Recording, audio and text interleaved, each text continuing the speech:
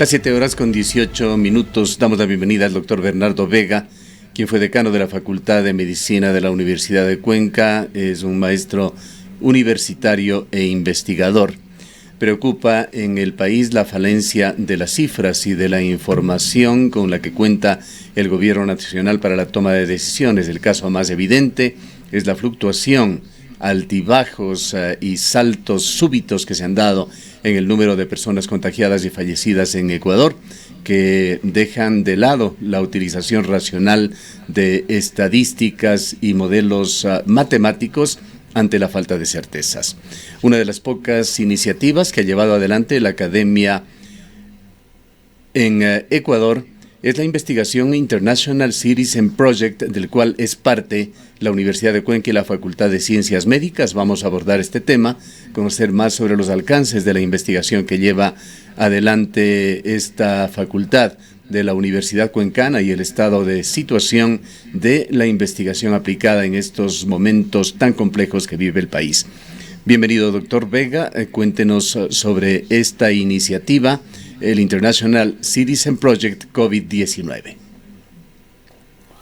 Bueno, muy buenos días y muchas gracias por el espacio en su prestigiosísimo medio de comunicación. Antes de comenzar, quiero expresarle a título personal y desde la Facultad de Ciencias Médicas mi más sentida nota de condolencia a usted y a la familia Cardoso Martínez por la irreparable pérdida que han sufrido. En realidad, el proyecto internacional ICP COVID-19 es una estrategia, una propuesta internacional en donde están participando alrededor de 21 países a nivel del mundo. Como usted bien lo mencionó, este proyecto justamente busca identificar aquellos determinantes o la determinación social que impide o que facilita la aceptabilidad de las medidas de restricción física y restricción social para reducir el contagio del coronavirus. En este marco hemos planificado una encuesta en la cual se ha logrado en esta primera ronda captar alrededor de 1.562 personas. La encuesta ha sido difundida en línea a través de los medios de la Universidad de Cuenca y de otras instituciones como la UDA, Universidad Católica, y con la UNAE, para alcanzar un número suficiente de personas y obviamente en las siguientes semanas, donde iremos repitiendo esta encuesta, tratar de alcanzar algunas más. Lo que busca es comparar justamente cómo están dándose las medidas y qué aceptabilidad tienen, y también el impacto que tienen el número de casos, las medidas tomadas en la de Cuenca inicialmente y cuando alcancemos un número a nivel nacional. Y es clara la característica que nos ha permitido identificar algunos elementos, ¿no?, de las medidas de restricción social.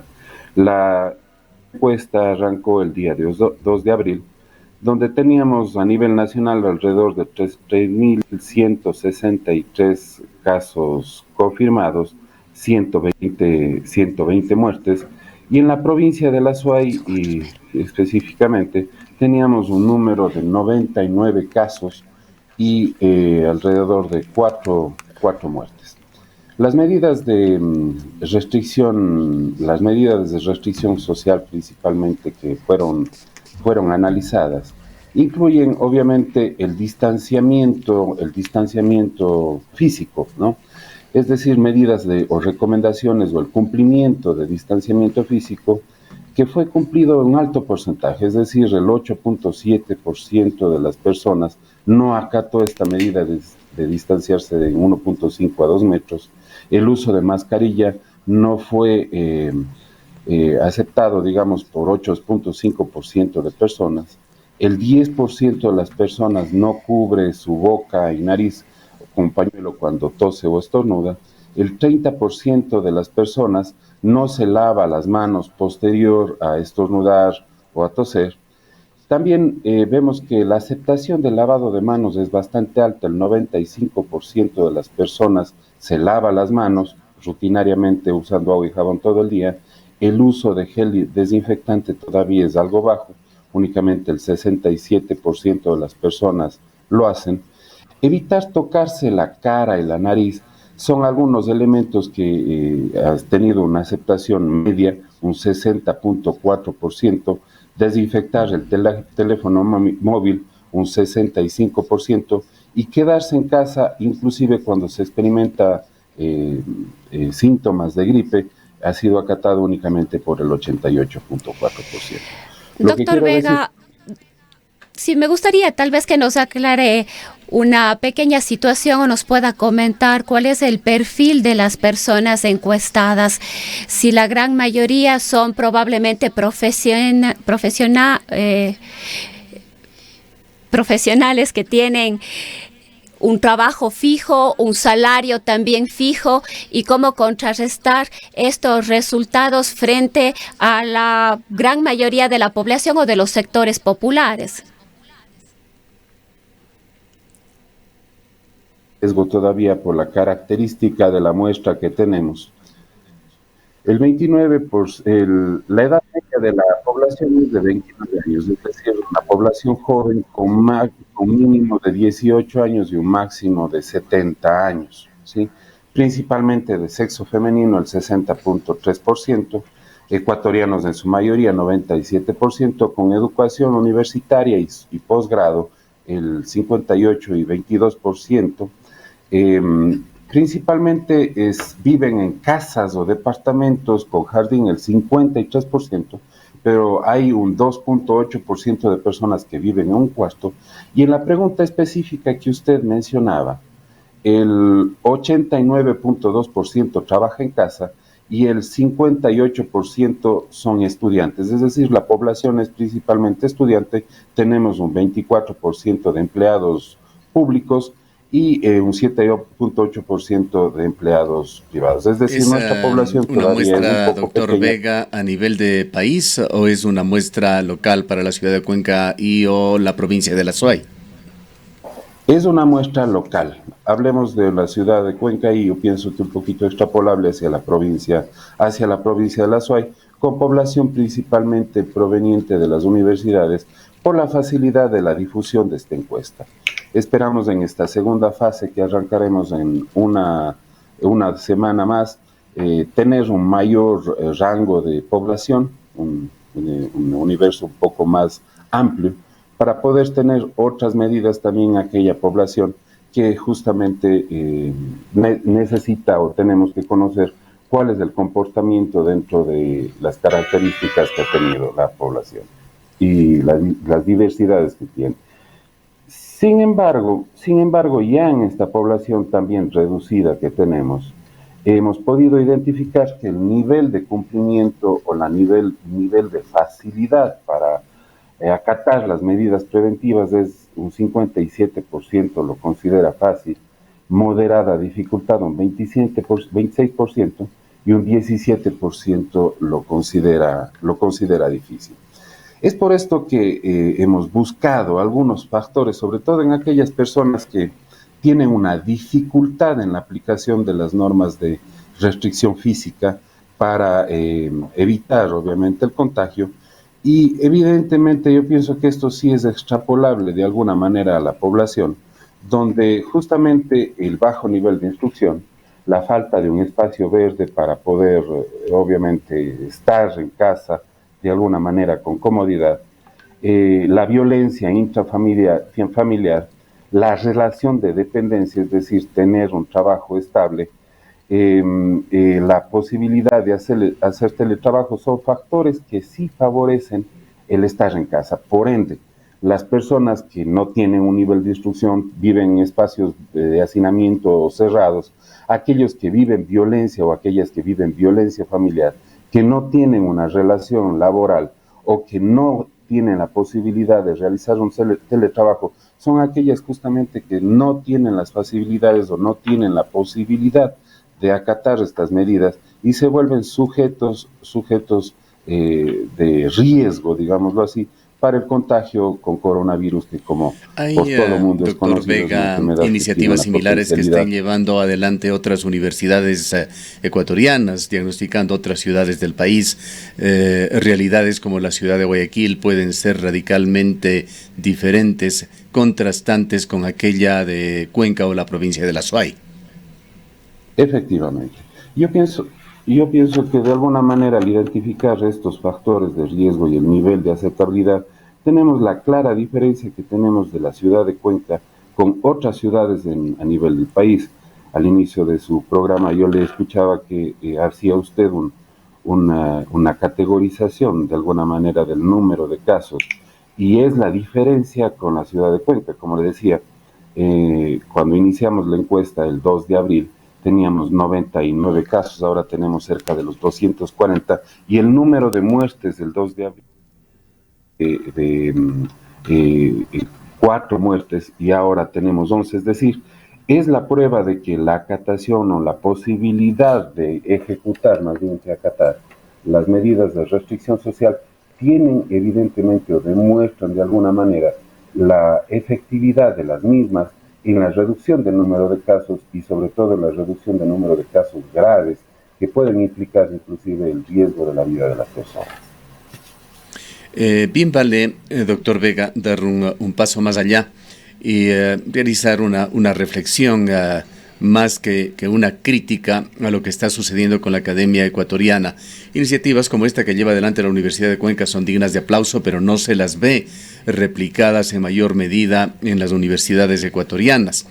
Para muestra de las debilidades que se tiene en cuanto a la generación de información científica, de datos confiables, revisemos estos dos tweets realizados por una académica ecuatoriana que se encuentra estudiando en Chile. Se trata de, lo vamos a dar a conocer de inmediato, de Andrea Gómez Ayora. Ella es cuencana, una docente, epidemióloga, salubrista médica, candidata a PhD en la Universidad de Chile. Ella en tweets que ha compartido con la comunidad a través de su cuenta de Twitter hace un análisis de la información oficial que se ha generado en Ecuador. Y en la parte conclusiva, en un largo hilo, señala, para quienes nos acompañan a través de las redes sociales pueden observar los gráficos a los cuales ella se refiere. En varias ocasiones se insinuó que la curva se estaba aplanando, viendo los datos del 7, 14, 19 de abril. Se ven curvas distintas y a medida que aumentan los resultados de la muestra en espera, la curva se ve más empinada y el intento de inicio de una meseta se mueve. Y luego en otros dos comentarios en este hilo, señala la forma en la que se está entregando la información complica cualquier tipo de análisis desde la academia. Queda hipotetizar, estimar, no confirmar, por lo que la prudencia y la objetividad es indispensable para evitar nuevos brotes, nuevos casos y fallecidos. Y concluye terminando, no solo perdimos de vista la curva, sino que no la hemos visto. Y si no aumentan los tests, mejor el sistema de vigilancia epidemiológica, probablemente no la veremos. Habla entonces de lo caótico de la información oficial ecuatoriana que no permite siquiera ajustarse a modelos que de una o de otra manera en diferentes dimensiones son repetitivos de país a país. Ecuador cayó en graves problemas en el manejo de la información, de la estadística desde el comienzo, y ha faltado el apoyo, el seguimiento, el acompañamiento de la academia para que el gobierno nacional pueda tomar mejores decisiones basado en datos confiables. Quisiéramos su opinión al respecto. Y quizás sumando a lo que dice Gustavo, doctor Vega, la ministra de Gobierno, María Paula Romo, hizo algunas explicaciones sobre cómo se están ahora considerando los casos, no desde que se da el resultado de la prueba como COVID-19 positivo, sino desde el aparecimiento de los síntomas. Y eso, según las explicaciones que ella emitía en una de las últimas entrevistas que se le hizo, decía que ha generado efectivamente cambios en las curvas.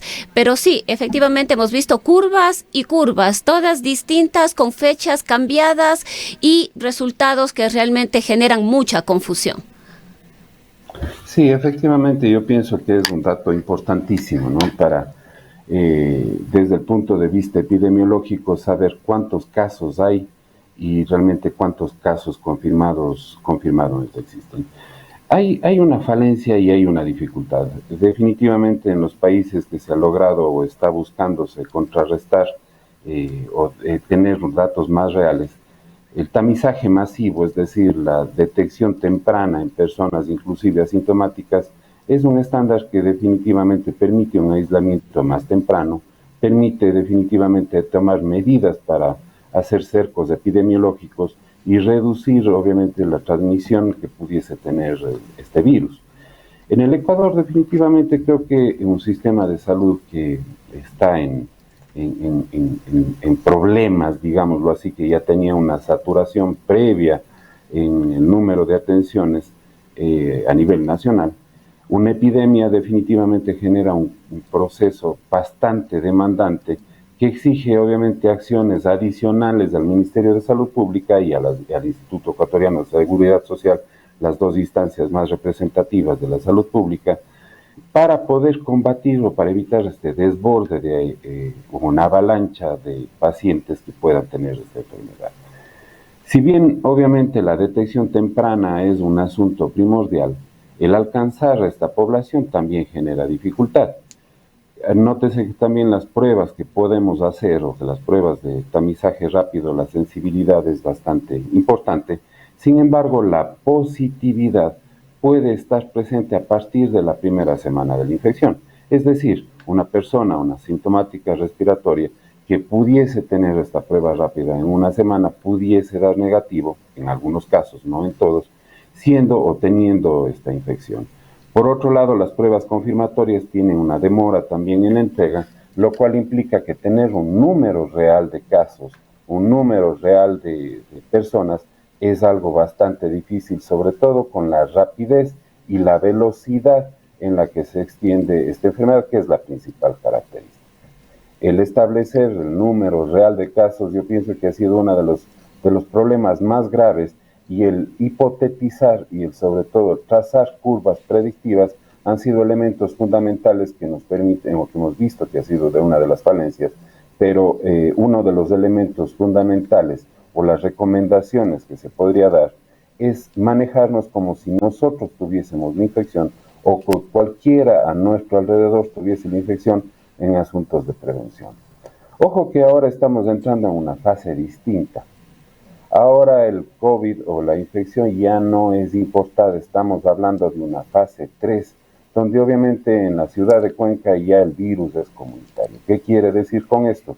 Que si bien una curva podemos considerar que se está aplanando, bajando número de casos, o a diferencia de otras ciudades como Guayaquil, que todavía sigue en un ascenso, el hecho de flexibilizar o generar algo de laxitud en las medidas de restricción física, pudiese generar un nuevo rebrote, inclusive luego de un aplanamiento de la curva.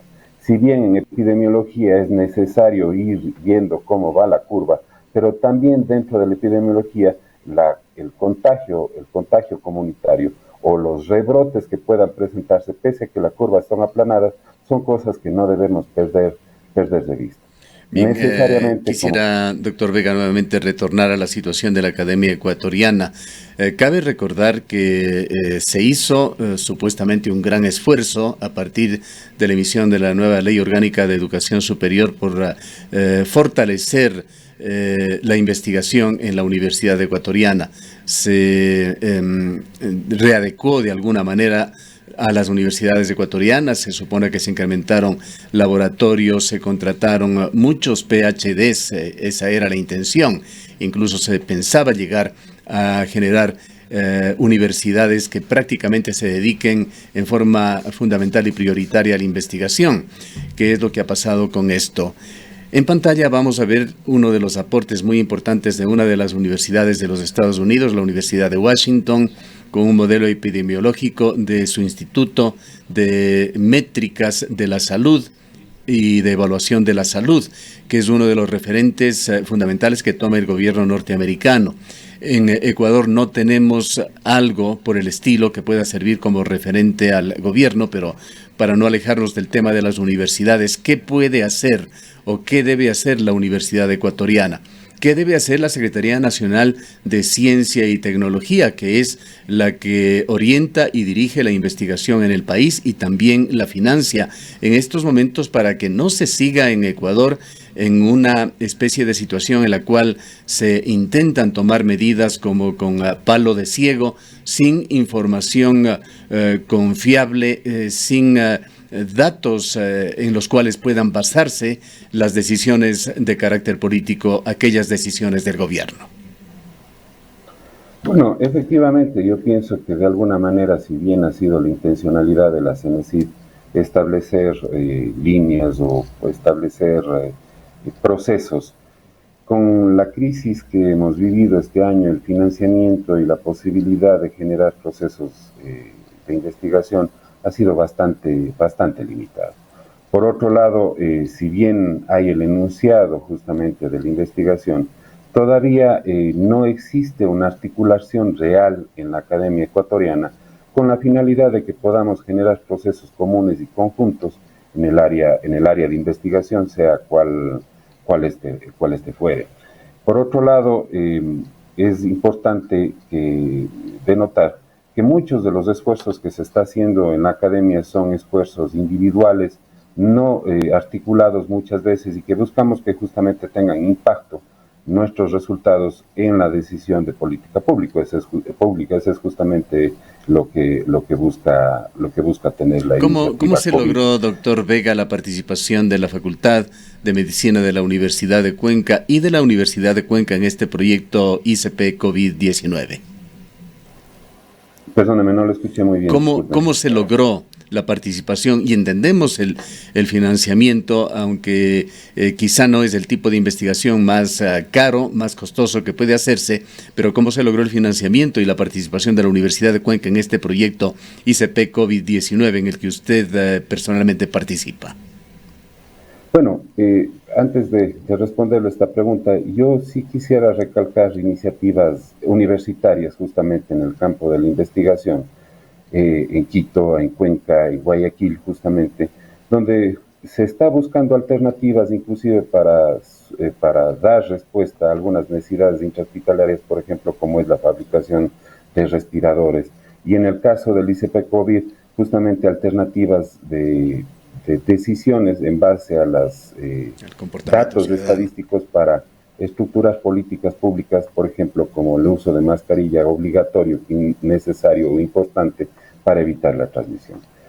El ICP COVID más bien es un proyecto voluntario, no tiene un financiamiento. El apoyo que da la Universidad de Cuenca más bien es permitiendo el uso de horas que pudiésemos tener los docentes para realizar la investigación. Es decir, no tenemos un presupuesto, más bien es un trabajo voluntario que lo estamos haciendo. Y esa es una de las situaciones que también afecta a la investigación a nivel nacional, a no tener una base, un fuente de financiamiento continua para algunos proyectos.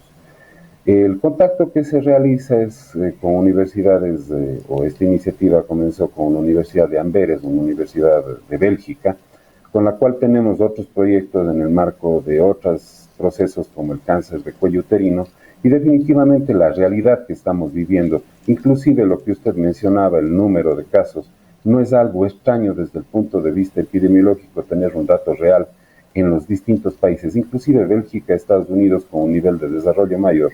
El número de casos y las restricciones sociales son prácticamente similares y las dificultades son las mismas en los dos lados del océano y en los distintos continentes.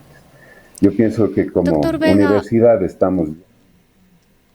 Si quisiera saber esto en el campo de la investigación, pero en el campo de la intervención, con una importante facultad de ciencias médicas que trabaja muy de cerca con el hospital regional, ¿cuál es la posibilidad de que la Universidad de Cuenca, a través de sus laboratorios, que también tiene un laboratorio clínico, pueda contribuir con hacer pruebas? Dialogamos hace unos días con el señor rector de la Universidad de Cuenca y él decía que se está trabajando en aquello. ¿Es esto posible? ¿En cuánto tiempo? Usted fue decano de la Facultad de Medicina. Sería importante conocer si es que hay algunos detalles respecto de esta posibilidad. Bueno, no conozco en realidad cuánto ha avanzado el proyecto, pero de ser factible es absolutamente factible.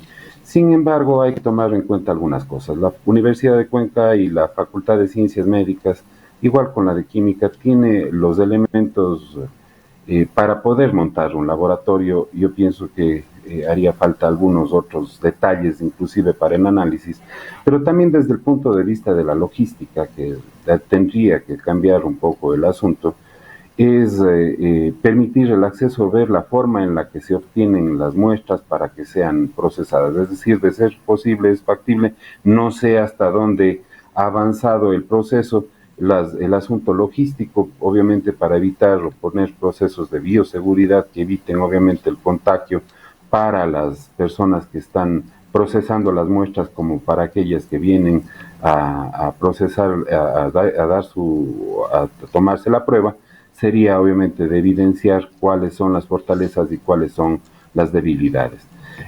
A otras cosas que realmente yo pienso que es bastante rescatable de la Facultad de Ciencias Médicas, a través de sus estudiantes, a través de varios docentes que también están integrados en la primera línea de atención de pacientes con COVID, como por ejemplo en el Hospital Vicente Corral Moscoso y en el Hospital del IES. Varios de los docentes de la facultad están en las áreas sumamente críticas para la atención de los pacientes. Tenemos un contacto y obviamente hay de alguna manera una retroalimentación colectiva que tenemos por parte de ellos del estado actual de la situación en estos hospitales. Los internos de medicina, es también importantísimo el rol y el trabajo que ellos están haciendo, pese a no estar en primera línea, al igual que los posgradistas, es un sustento fundamental para que ponga en marcha o que siga en marcha el engranaje para la atención adecuada a la población y sobre todo a las personas en situaciones de vulnerabilidad. Para eso finalizar, es un aporte bastante interesante, más bien incluso.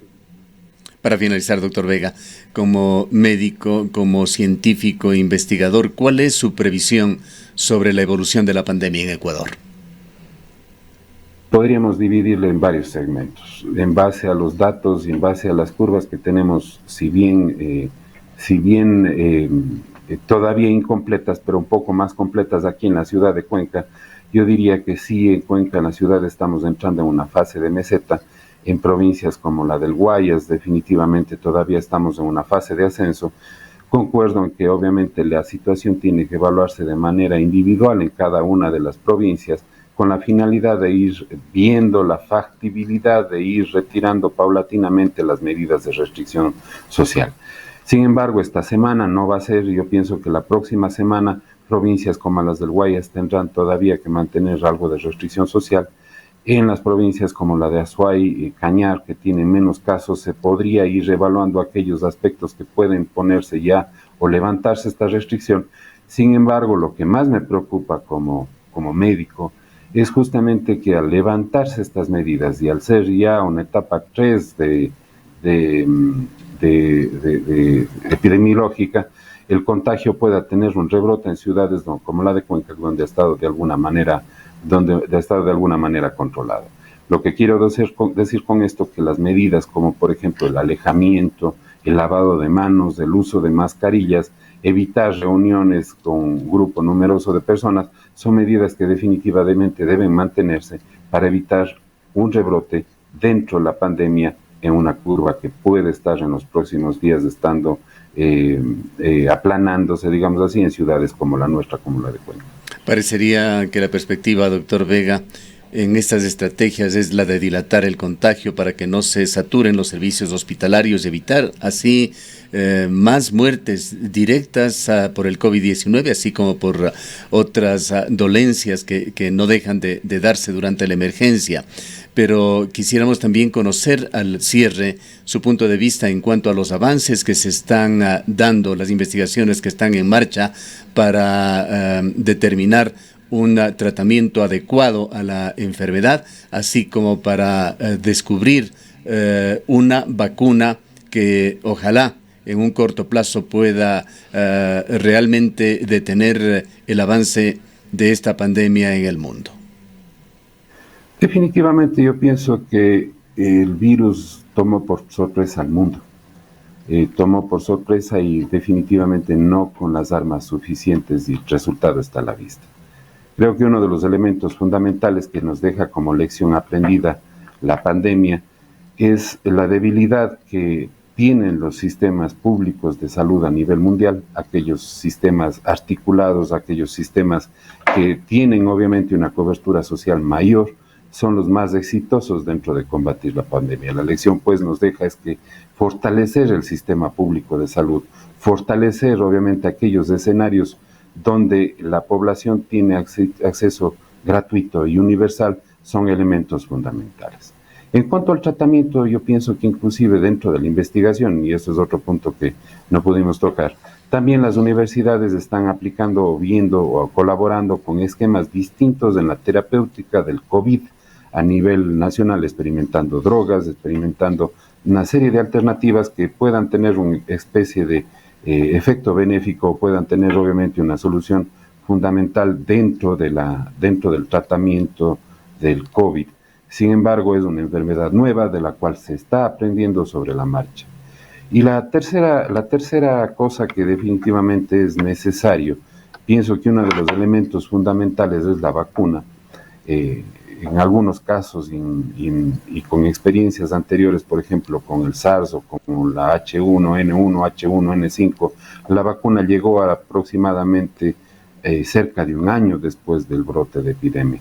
Esperemos, obviamente, que a nivel internacional hay una unión entre los laboratorios que producen estas vacunas y la posibilidad, evidentemente, de que esta salga más pronto y que de esta manera la inmunización que puede darnos esta prevenga obviamente las enfermedades con mayor peligrosidad y la enfermedad con mayor peligrosidad y con mayor posibilidad de internamiento hospitalario y fallecimiento. Muchas gracias, doctor Vega, por habernos atendido. Han escuchado al doctor Bernardo Vega, académico, exdecano de la Facultad de Medicina de la Universidad de Cuenca, uno de los profesores de la Universidad de Cuenca, que con el apoyo de la universidad, pero fundamentalmente con una importante cuota individual, está participando en este proyecto que persigue diagnosticar estas duras medidas de quedarnos en casa y el comportamiento ciudadano, el ICP COVID-19, un proyecto internacional. Las 7:51.